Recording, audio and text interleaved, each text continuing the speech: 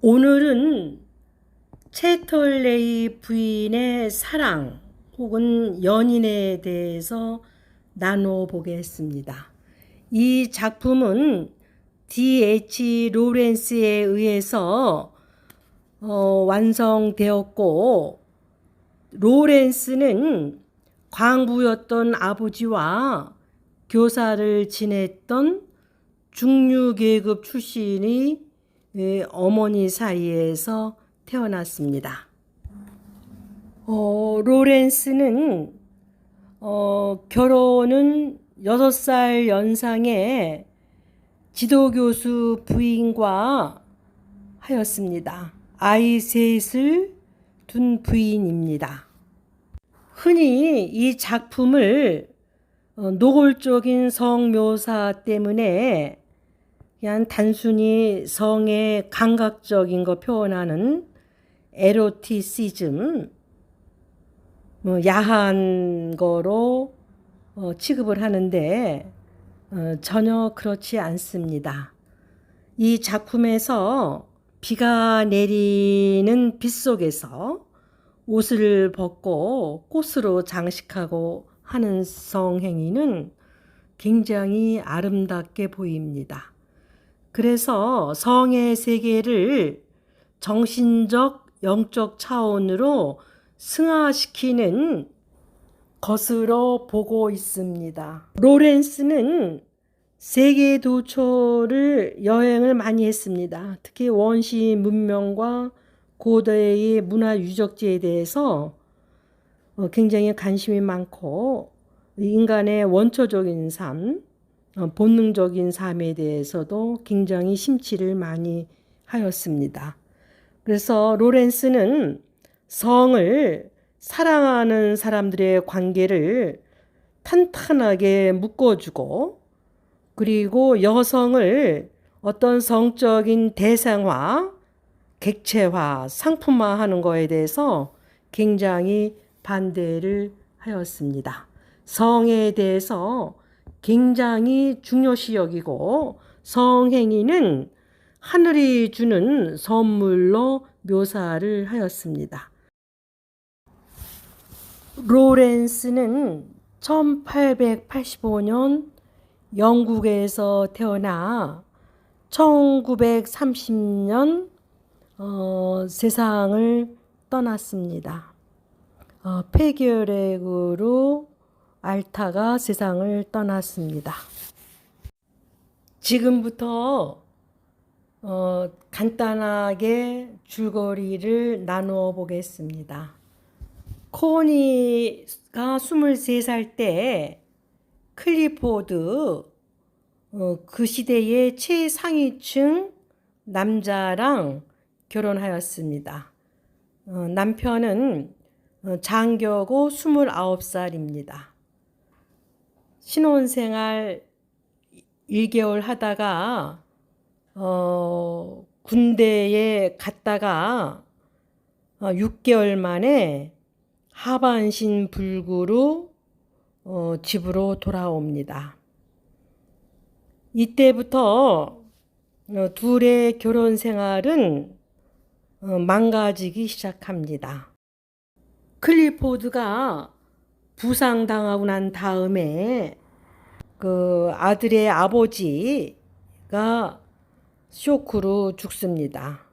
그래서 코니와 클리포드는 아버지가 살던 저택, 그 런던의 북부로 이사 와서 1층은 남편이 서재로 쓰고 2층은 코니가 씁니다. 코니는 남편과 행복한 생활을 하기 위해서 엄청나게 노력을 합니다. 휠체어를 밀어주고 정성껏 남편을 돌봅니다. 그런데 남편 클리포드는 부인 코니를 하녀 취급을 하고 전혀 고마워하지 않습니다. 아내 코니는 점점 무기력하고 우울증에 걸립니다. 그래서 코니의 언니가 와서 클리포드 남편한테 건의를 합니다. 다른 보호하는 도우미를 쓰라고. 그래서 돌아가신 채터리 경을 모신 볼턴 부인을 클리포드 남편을 도우는 도우미로 고용합니다. 시간이 나서 그 숲속을 거닐고 산책하다가 사냥터 직이 남편이 고용한 하인 사냥터를 지키는 그 사냥터 직이, 이 사람 이름은 멜러지입니다. 멜러지가 있는 오두막을 우연히 발견합니다. 그래서 들어가 보니까 꽁이 알을 부화를 하려고 하고 또 사람 냄새가 나는 따뜻한 장소로 보입니다. 또 그 다음 날도 산책하다가 그 사냥터 직이 멜러즈가 살고 있는 오두막 집으로 또 들어갑니다. 그래서 멜러즈한테 부탁합니다. 가끔 놀러 오면 안 되냐고. 예, 그래서 둘이 급속도로 친해게 됩니다. 다시 저택으로 돌아와서 남편이 성불구자입니다. 남편이 어디서 아기를 만들어 와서 우르에로 만들어 달라고 합니다. 코니가 처음에는 놀랬는데 남편이 진심으로 하는 얘기라서 고민을 합니다. 또 그 다음 날도 멜러즈가 있는 사냥터 직이 오두막 집에 들립니다. 그러다가 비가 와서 늦게 들어온 날도 있습니다. 그러다가 어느 날 몸이 이상한 것을 알아차리고 아기가 생긴 것을 확인합니다. 남편이 있는 대저택은 돈을 버는데 혈안이 되고 기계가 왔다 갔다 하고 철의 인간입니다. 멜러즈가 있는 오두막은 생명이 있고 따뜻하고 인간적인 냄새가 나는 곳입니다. 여기서 부인 코니가 그 남편과 함께 하는 생활에 아주 진절머리를 느끼고 실증을 느끼고 그 보잘것없고 가질 것도 없는 그 육체 노동을 하는 멜러즈, 그렇지만 마음과 마음이 소통하고 따뜻한 공간으로 매일같이 갑니다. 사냥터 지기 오두막집 멜레즈가 있는 공간은 이렇게 동물이 부화하고 알을 까고 새로운 생명이 탄생하고 또 사냥터 지기 멜레즈는 아주 부드럽고 혼자 살지만 반듯한 사람입니다.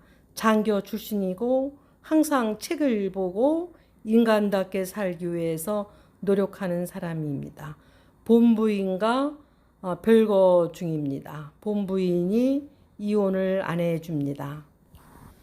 멜러즈가 군인연금을 타기 때문에 그거를 쓰려고 이혼을 안 해줍니다.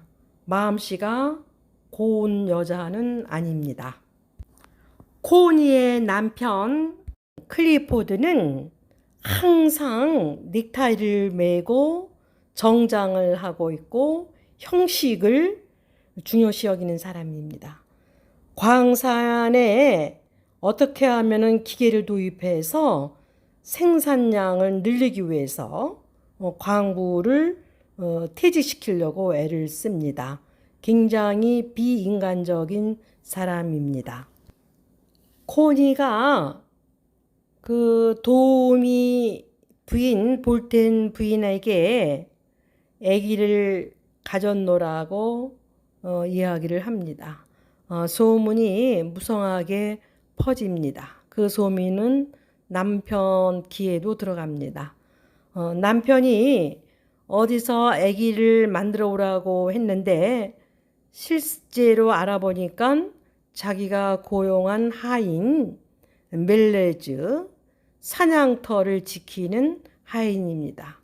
그래서 절대로 이혼은 안 해준다고 또 합니다. 그리고 남편이 바로 멜러즈 사냥터지기를 불러서 해고를 시킵니다. 그래서 멜러즈는 쫓겨나서 그 사냥터지기를 나옵니다. 코니를 만나서 내가 일단 나가서 부인과 이혼하고 삶의 터전을 만들고 다시 연락을 할 테니까 잠시 우리 헤어져 있자고 합니다. 멜라지는 스코틀랜드 저 시골에 친구의 도움으로 농장에서 일하는 일터를 구합니다. 그래서 코니한테 편지를 써서 코니도 남편한테 강력하게 이혼을 주장합니다. 그래서 마지막 장면에서는 코니가 뱃속에는 새로운 생명을 갖고 자기가 사랑하는 남편, 사랑하는 러버, 연인 멜러즈에게 시골길을 우렁차게 갑니다. 굉장히 그 새로운 연인을 따라서 시골길을 굽이굽이 가는 장면은 굉장히 감동스럽게 다가옵니다.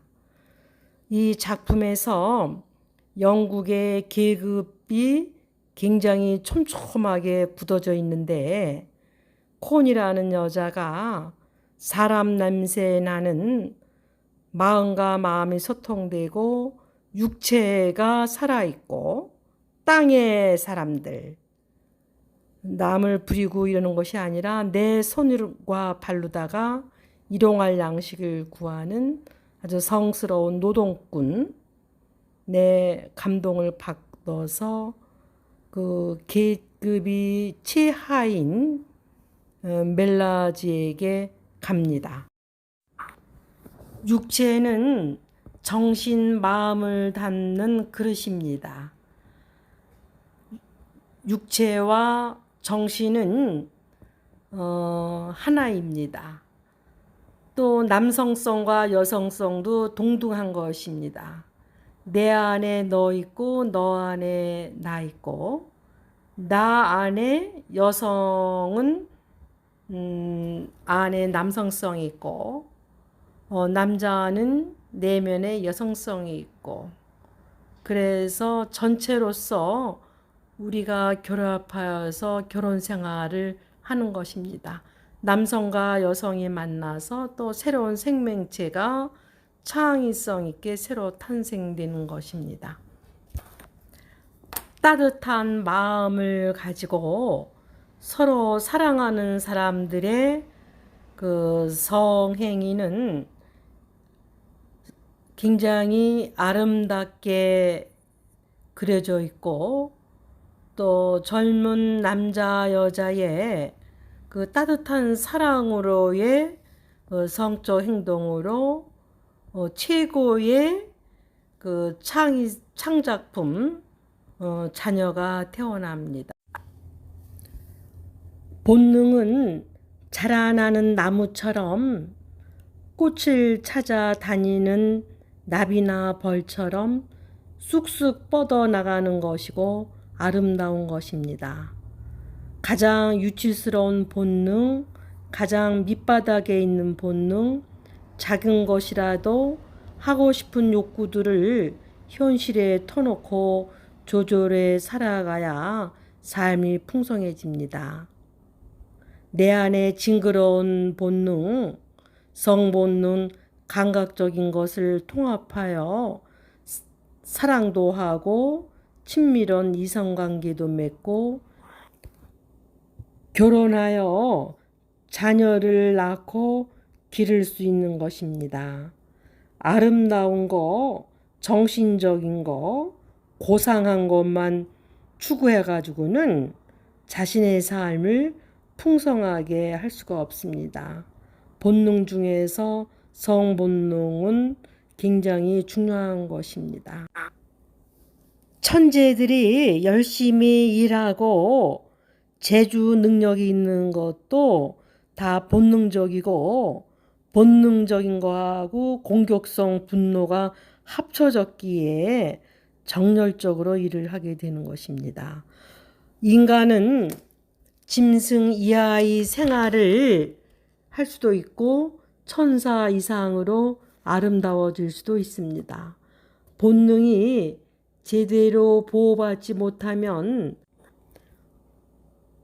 동물의 짝짓기, 나비, 벌, 인간의 생명의 탄생도 없어질 것입니다. 본능의 세계, 자연의 세계는 얼마나 아름다운가.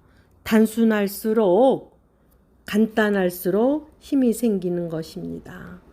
특히 남녀 간에 따뜻한 마음을 갖고 하는 성관계는 얼마나 귀중하고 신비하고 아름다운 것입니까?